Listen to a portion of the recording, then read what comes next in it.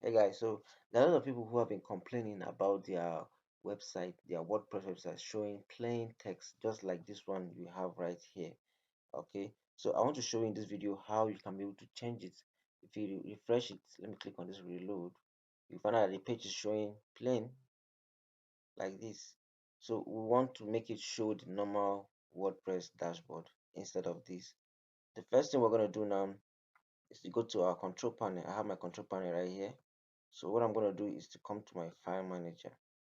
Okay, after going to file manager, I'm going to locate the root folder of my website, the website that was built on WordPress.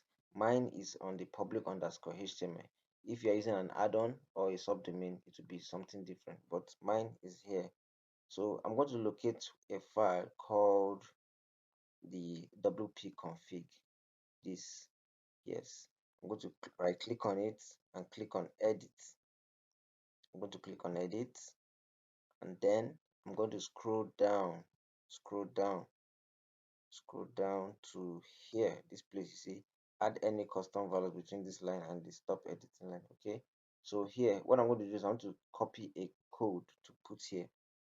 I have the code written down here, so I'm going to copy it here. Control A, Control C, then I come down here and then paste it here. Then I'm going to save it. I'm going to save it. Operating, yes. So I'm going to come back to my dashboard here and refresh it again. I'm going to refresh it again.